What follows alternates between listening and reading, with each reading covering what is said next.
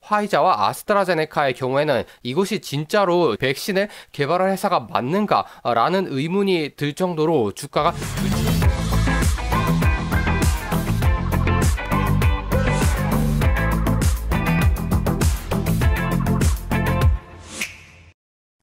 여러분 안녕. 자, 이번 시간에는 이 제약회사 주식에 대해서 이야기를 해보려고 합니다. 화이자, 모더나, 아스트라제네카 모두 이번 우한 폐렴 사태 때 이 백신을 개발하면서 엄청나게 유명해진 회사들이죠. 세 회사 모두 2020년 12월에 차례로 백신 사용을 승인받으면서 2021년에 드디어 사람들이 백신을 맞을 수 있게 되었고요.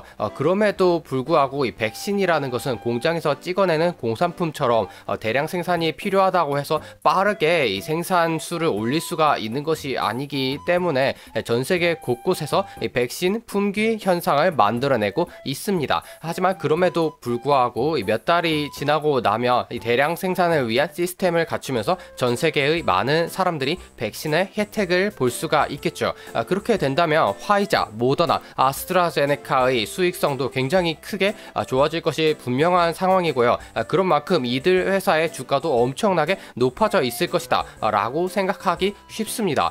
그렇지만 화이자, 모더나, 아스트라제네카의 주가를 보시면 이 원래 시가총액이 굉장히 작았던 모더나를 제외한 화이자와 아스트라제네카의 경우에는 이것이 진짜로 지금 유행하고 있는 전염병을 물리칠 백신을 개발한 회사가 맞는가 라는 의문이 들 정도로 주가가 주춤거리고 있습니다. 정말 이해할 수 없는 현상이라고 할 수가 있겠는데요. 이것을 파악하기 위해서 이제 구글링을 해볼 수가 있는 것이죠. 왜 화이자 주가는 안 오르나요? 하고 검색을 해보려고 하는데 왜 까지만 입력을 해도 연관 검색으로 Why Pfizer stock is not rising? 왜 화이자 주가는 안 오르나요? 라는 검색어가 상위에 뜰 정도로 정말 이 주제는 전 세계 사람들이 궁금해하는 주제라고 볼 수가 있겠습니다. 그렇다면 이렇게 구글링을 했을 때 나오는 결과를 통해서 왜 화이자 주가가 안 오르는지에 대해서 몇 가지 가능한 해석을 해보자면 일단 화이자, 아스트라제네카, 모더나 뿐만 아니라 전 세계의 많은 제약회사들이 이 코로나19 백신을 위해서 열심히 연구비를 투입해서 몇 가지 승인도 받아 놓았죠. 그렇기 때문에 경쟁사가 많아서 가격 후려치기를 당할 우려가 있다 하는 측면이 있고요. 또 이 백신이라는 것이 굉장히 불안정한 것으로 알려지면서 생산과 유통이 원활히 될 수가 있는가, 그래서 폭발적인 성장을 이끌어낼 수 있는가에 대한 물음표가 제기되는 실정이라고 볼 수가 있겠습니다. 또한 이 백신이라는 게 맞고 나서 사람들이 부작용을 일으킬 수도 있는 것이죠. 그렇게 되면 허가도 철회될 수 있고요. 그렇기 때문에 이러한 불확실성을 우려하는 목소리도 있다는 것을 알 수가 있는데요. 하지만 그러한 모든 것을 감안한다 하더라도 지금의 주가는 말이 안 되는 것이 사실입니다. 화이자를 예로 보시면 이 배당 수익률이 4.25%라고 적혀 있고 PER은 23배라고 되어 있습니다. 이것은 최신 바이오 업계를 선도하는 업체가 아니라 거의 사양 산업에 종사하고 있는 업체가 아닌가 하는 의구심이 이 주가 그래프만 봤을 때 들 정도로 엄청나게 낮은 수준의 주가라고 볼 수가 있겠는데요. 특히 이 화이자라는 회사가 한국 회사가 아니라 미국 회사라는 점을 생각했을 때 더더욱 그러하다고 할 수가 있겠습니다. 유명한 현상으로 코리아 디스카운트라는 것이 있죠. 이 한국에 있는 회사와 미국에 있는 회사가 똑같이 우수하더라도 한국에 있다는 이유만으로 한국 회사들이 더 주가 수준이 낮게 형성되는 현상을 코리아 디스카운트라고 하는데요. 대표적으로 한국 1위인 삼성전자, 그나마도 최근에는 많이 주가가 올랐죠. 그렇게 해서 PER이 24배가 됐습니다.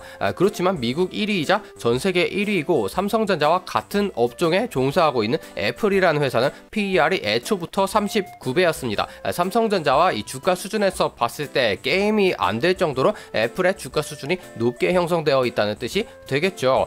그렇지만 바이오 업계에서는 정반대의 현상을 보실 수가 있는데요.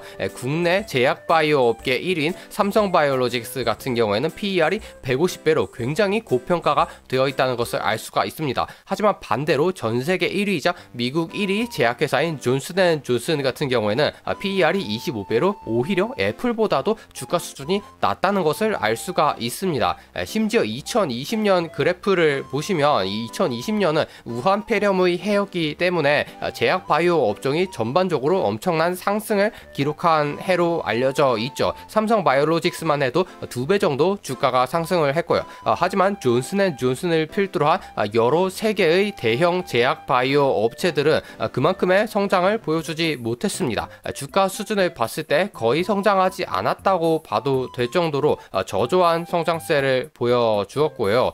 그렇다면 역발상으로 이렇게 생각할 수가 있는 것이죠. 한국에서 이 제약 바이오 산업이 엄청나게 큰 주가 상승을 이루어냈듯이 해외에도 분명히 이러한 우한 폐렴 사태가 장기화되고 여러 가지 기타 이슈가 터지면서 바이오 열풍이 언젠가 불 것이다. PER이 100배, 200배가 갈 것이다.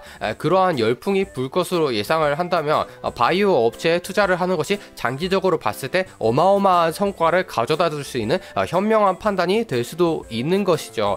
그렇기 때문에 우리는 자산의 어느 정도를 이 해외의 제약 바이오 업체에 투자하는 것을 고려해 볼 수가 있는데요. 물론 제약업이라는 것은 리스크가 상당히 큰 산업이기는 합니다. 예전 영상에서도 제가 설명을 드린 바가 있는데요.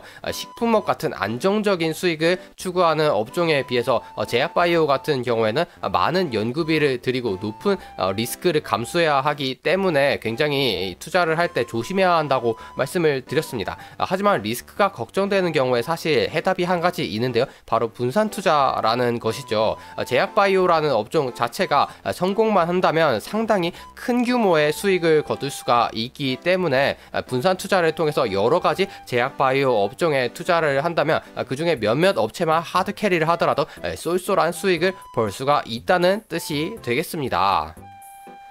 그런 의미에서 세계를 선도하고 있는 제약사들에는 어떠한 것들이 있는가를 볼 필요가 있는데요. 대표적으로 화이자, GSK, 사노피 아벤티스, 로슈 같은 여러 가지 유명한 업체들이 있죠. 그런데 우리 투자자 입장에서 한 가지 곤혹스러운 사실은 이러한 다양한 업체들이 각각 국적이 다르기 때문에 환전해야 하는 통화도 다르다는 것입니다. 제약업 하나만 보고 달러화, 파운드화, 유로, 스위스 프랑 이렇게 여러 가지 통화를 환전하는 것은 투자자 입장에서 관리하기가 불편하고 상당히 귀찮을 수밖에 없죠. 그렇기 때문에 필요한 것은 뭘까요? 바로 제약업 ETF가 있겠죠. 제가 여기서 추천드리고 싶은 ETF는 IXJ라는 것인데요. 미국에 상장이 되어 있으면서 여러 가지 앞서 보여드렸던 이 제약업종에 종사하고 있는 기업들을 담고 있습니다. 아까 전에 말씀드렸던 세계 1위인 존슨앤존슨을 비롯해서 코로나19 백신을 개발했던 화이자나 아스트라제네카 같은 기업도 이 IXJ에 포함이 되어 있다는 것을 알 수가 있죠. 미국에는 IXJ 말고도 여러 가지 제약업 ETF들이 있는데 제가 특별히 IXJ를 추천드리고 싶은 이유는 미국뿐만 아니라 전 세계의 제약 바이오 업계 선두주자들을 담고 있다는 점이 있겠습니다.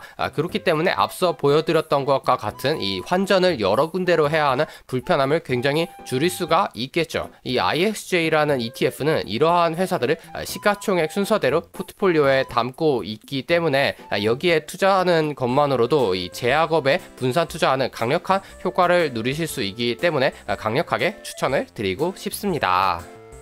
이렇게 해서 오늘은 이 세계 유수의 제약사에 투자하는 한 가지 방법을 권장을 드렸고요. 그러면 다음에도 유익한 영상으로 만나요. 안녕.